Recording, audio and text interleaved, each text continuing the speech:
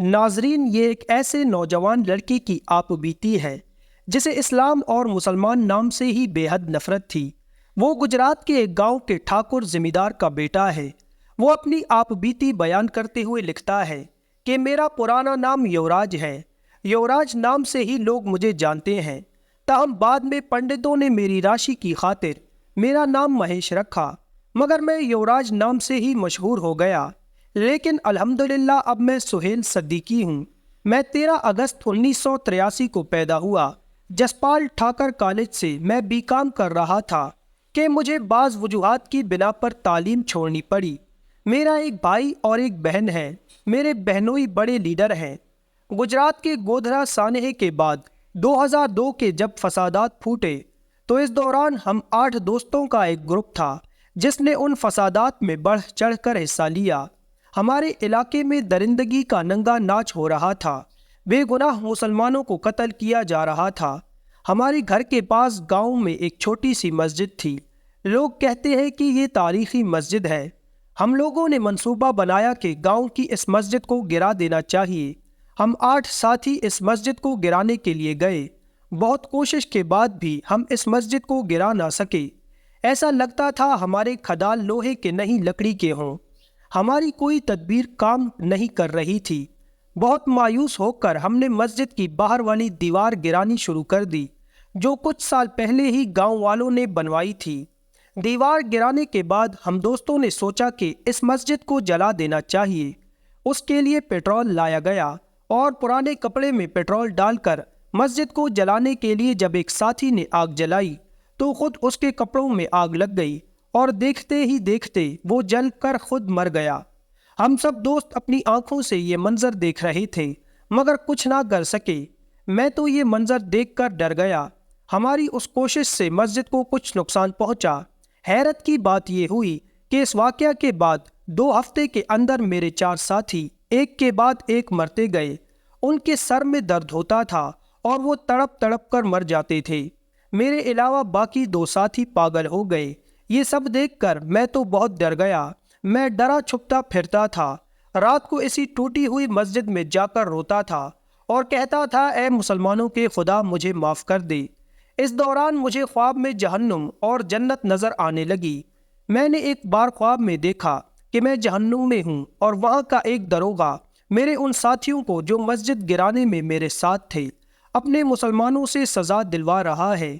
سزا یہ ہے کہ طویل کانٹوں کا ایک نیٹ ورک ہے، اس جال پر ڈال کر ان کو کھینچا جا رہا ہے جس سے گوشت اور کھال گردن سے پیروں تک اتر جاتی ہے لیکن جسم پھر ٹھیک ہو جاتا ہے۔ اس کے بعد ان کو الٹا لٹکا دیا اور نیچے آگ جلا دی گئی جو منہ سے باہر اوپر کو نکل رہی ہے اور 2 جلاد ہنٹر سے ان کو مار رہے ہیں۔ وہ رو رہے ہیں، چیخ رہے ہیں کہ ہمیں معاف کر دو۔ داروغہ غصہ میں کہتا ہے معافی کا وقت ختم ہو گیا ہے۔ خواب میں اس طرح کے خوفناک منظر مجھے بار بار آتے اور میں ڈر کے مارے پاگل سا ہونے کو ہوتا۔ پھر خواب میں مجھے جنت دکھائی جاتی۔ میں جنت میں دیکھتا کہ تالاب سے بھی چوڑی دودھ کی نہر ہے۔ دودھ بہہ رہا ہے۔ ایک نہر شہد کی ہے، ایک ٹھنڈے پانی کی، اتنا صاف پانی کہ اس میں میرا عکس صاف نظر آ رہا تھا۔ میں نے ایک بار خواب میں دیکھا کہ ایک بہت خوبصورت درخت ہے، اتنا بڑا کہ ہزاروں لوگ اس کے سائے میں آ جائیں۔ میں خواب میں بہت خوبصورت باغ دیکھتا اور ہمیشہ مجھے اللہ اکبر کی 3 بار آواز آتی۔ یہ سن کر مجھے اچھا نہ لگتا اور جب کبھی میں ساتھ میں اللہ اکبر نہ کہتا تو مجھے جنت سے اٹھا کر باہر پھینک دیا جاتا۔ جب میری آنکھ کھلتی تو میں بستر سے نیچے پڑا ملتا۔ اس طرح بہت دن گزر گئے۔ گجرات میں فسادات ہوتے رہے لیکن اب مجھے دل سے لگتا جیسے میں مسلمان ہوں۔ اب مجھے مسلمانوں کے قتل کی اطلاع ملتی تو دل بہت دکھتا۔ ایک دن میں بیجاپور گیا، وہاں ایک مسجد دیکھی۔ وہاں کے امام صاحب سہارنپور کے تھے۔ میں نے ان کو اپنی پوری کہانی بتائی تو انہوں نے کہا اے خوش نصیب شخص، اللہ کو آپ سے بہت محبت ہے۔ اگر اللہ کو آپ سے محبت نہ ہوتی تو اپنے ساتھیوں کی طرح آپ بھی جہنم میں جل رہے ہوتے۔ خواب دیکھنے سے پہلے میں اسلام کے نام سے ہی چڑھتا تھا۔ ٹھاکر کالج میں کسی مسلمان کو داخل ہونے نہیں دیتا تھا لیکن جانے کیوں اب مجھے اسلام کی ہر بات اچھی لگنے لگی۔ بیجاپور سے میں گھر آیا اور میں نے طے کر لیا کہ اب مجھے مسلمان ہو جانا چاہیے۔ میں احمد آباد کی جامع مسجد میں گیا۔ میری آنکھوں سے لگاتار آنسو نکل رہے تھے۔ میں نے پوری زندگی اسلام اور مسلمانوں سے نفرت کی، مگر اس رب کریم کو نہ جانے میری کون سی نیکی پسند آئی کہ اس نے مجھے ہدایت دی۔ میں نے وہاں پہنچتے ہی کلمہ طیبہ پڑھا اور اسلام قبول کر لیا، اور آج میں سہیل صدیقی کے نام سے جانا اور پہچانا جاتا ہوں۔ ہندوستان میں ایک نواب کی خوبرو لڑکی فسادات کے دوران ایک مسجد میں پناہ لینے داخل ہوئی تو دیکھا ایک نوجوان طالب علم درس و تدریس میں مشغول ہے۔ بغیر کوئی آہٹ کیے لڑکی چند ساعتیں خاموش کھڑی رہی اور پھر طالب علم کے قریب چلی گئی۔ اسلامی رنگ میں رنگے طالب علم نے جب ایک نوجوان لڑکی کو مسجد میں غیر شرعی حالت میں دیکھا تو اسے مسجد سے نکلنے کو کہا، جس سے لڑکی نے انکار کیا۔ طالب علم نے غصہ، منت و سماجت ہر حربہ آزمایا، مگر لڑکی نے اللہ کا واسطہ دے کر کہا کہ باہر اس کی عزت کو خطرہ ہے اور اسے رات یہیں گزارنے دی جائے۔ اس پر طالب علم نے کہا کہ ایک شرط پر تم مسجد میں ٹھہر سکتی ہو کہ ایک کونے میں پوری رات خاموش بیٹھی رہو گی اور کسی صورت میرے ساتھ بات نہیں کرو گی۔ رات ہو گئی اور دونوں اپنی اپنی جگہ لیٹ گئے۔ ادھر نوجوان طالب علم ہر تھوڑی دیر بعد اپنی انگلی آگ پر رکھتا اور پھر آہو سسکیاں لے کر ہٹاتا۔ لڑکی رات بھر یہ تماشا دیکھتی رہی مگر کچھ کہنے سے قاصر تھی۔ خدا خدا کر کے صبح ہوئی۔